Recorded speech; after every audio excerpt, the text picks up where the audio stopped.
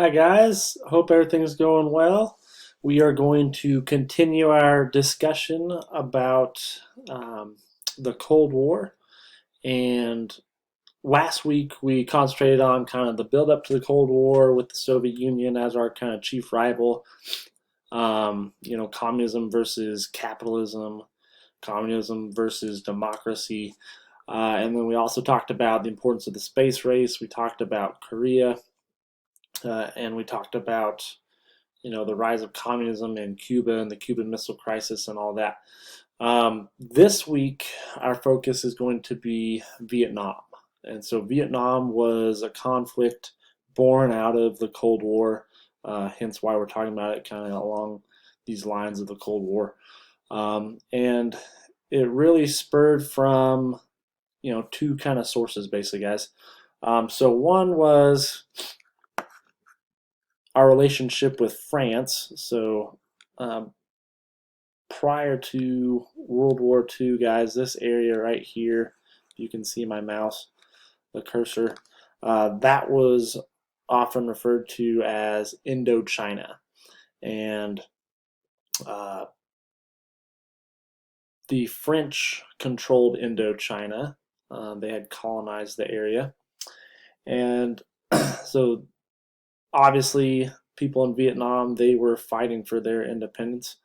Um, And so you have this individual who became known as Ho Chi Minh, and he was um, basically a Vietnamese nationalist.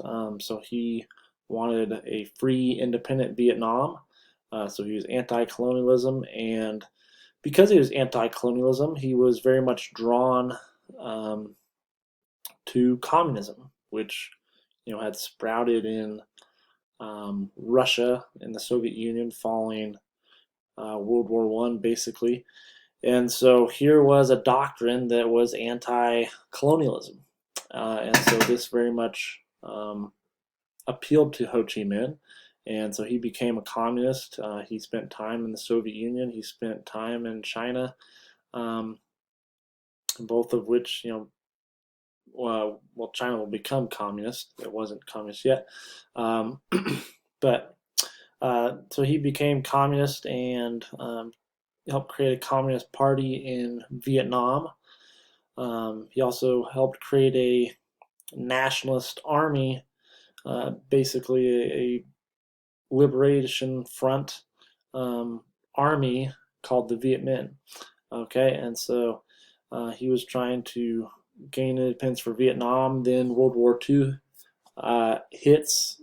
The Japanese conquer Vietnam, much like the rest of Southeast Asia.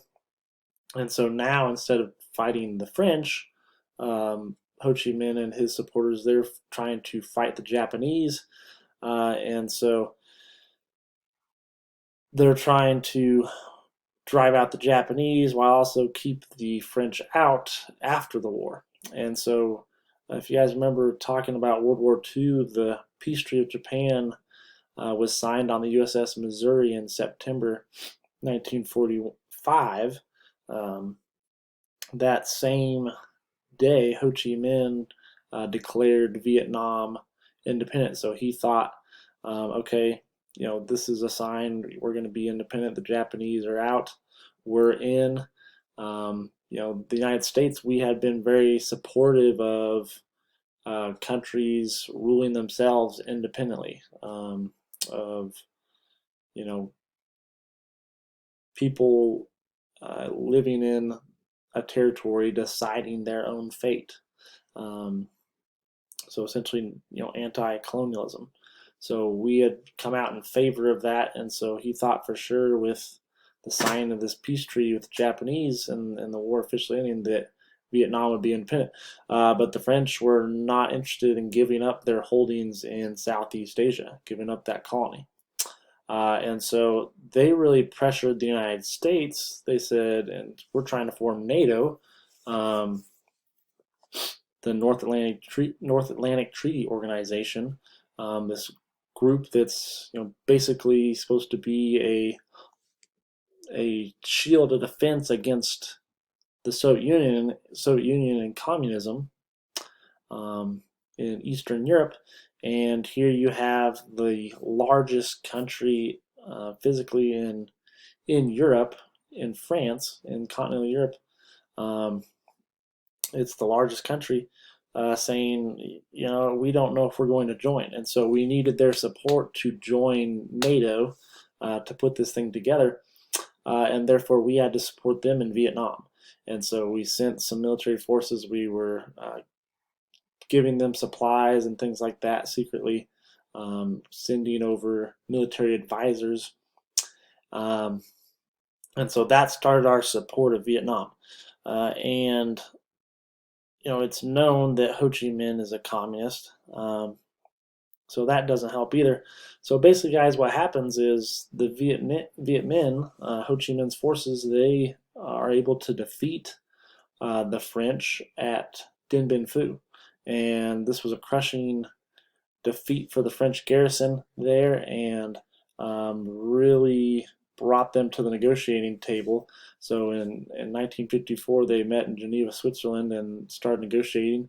And the two sides basically came to the agreement that they would divide Vietnam along the 17th parallel, basically making a North Vietnam and a South Vietnam, kind of like we have North Korea and South Korea. And this was supposed to be only for a little while, and then they're going to let the people of Vietnam, just like the United States had supported and said, hey, we support people deciding their own fate. They're going to let the people of Vietnam vote and decide whether they wanted Ho Chi Minh's government from the north in Hanoi, or they wanted the South Vietnamese government, which was under he basically could be described as a dictator, if they wanted that instead. And so this was supposed to happen in 1956, but at the same time, guys, because of the Cold War and the concern with communism, and hey, Ho Chi Minh and his people of Viet Minh, they're communists. We have this domino theory that I referenced last week. So Eisenhower talks about this idea of the domino theory, that one domino falls, the rest will fall after, as far as becoming communist, right? So if the North wins out and all of Vietnam becomes communist, well, then the rest of Southeast Asia is going to become communist as well. So that was the concern. Okay, and so that also spurred us on to support a South Vietnam and to push back the vote to unify Vietnam. And so we basically hung our hat on South Vietnam. We said, okay, we're going to support South Vietnam because we don't want a communist Vietnam. We don't want the spread of communism. And so this is difficult, guys, because like I said, Ho Chi Minh started out as being anti-colonial. He just adopted communism because communism was the most powerful, best way to be anti-colonial, to drive out the colonists in Vietnam, in his home country. He was not interested in supporting, although he'd been to the Soviet Union, he was not really interested in supporting the Soviet Union. He was not really interested in supporting China and their, either country's drive to potentially spread communism. He just wanted his country to be free. And so you have that situation going on, guys. And then, Kennedy, he's going to up our troop numbers in Vietnam to fight against the Viet Cong, is what they're called. So, basically people, communist freedom fighters in South Vietnam. Excuse me. Excuse me. Communist freedom fighters in South Vietnam that were supported by Ho Chi Minh and his government in North Vietnam and Hanoi. So he stepped up military support of South Vietnam. Kennedy did as well. And then when he was assassinated, you have Lyndon B. Johnson, his vice president, become president, and you have the Gulf of Tonkin incident. And so the Gulf of Tonkin incident, guys, whereas you had a U.S. warship off the coast of Vietnam. They reported being fired upon by Viet Cong forces.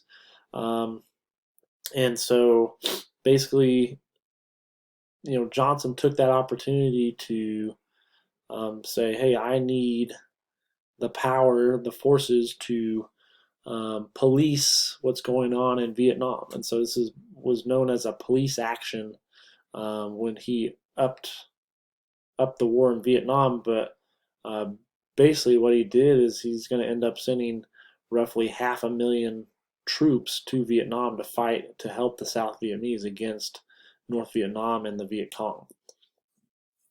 Okay, and so that is a huge upswing in our um, support of South Vietnam, and that's a huge upswing as far as our commitment to Vietnam, and a lot of that was due to we cannot let them become communists. Which once again, guys, it's really hard because um, clearly lots of people in South Vietnam want to be a part of North Vietnam. They want to be communists. They want to have Ho Chi Minh's government, Hanoi be their capital as well.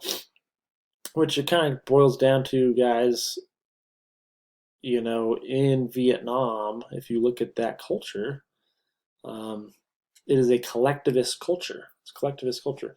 In America, it's hard to understand because we are an individualist culture. One of our heroes of our history of our country is the cowboy, and the cowboy represents our individualist streak. The automobile represents our individualism, our individualist streak. Um, so we're very individualist, and so we value individual freedoms. Um, Communism is not about individual freedoms, but in Vietnam, a lot of those people, their culture is um, about the collective, about the community. Um, they're okay with putting the community as a whole in front of their own individual rights and needs. Um, and so it really kind of made sense that they wanted to do that. And once again, they weren't a part of this, idea, this dogma of, hey, we're going to spread communism around the world. They weren't concerned about that. They wanted their independence, and they were in support of Ho Chi Minh, and Ho Chi Minh had this communist government. So that was the tough thing that we didn't take into account. I think it's important to um, understand that before you go and commit 500,000 troops to a war, maybe you should understand the people that you're sending them to fight.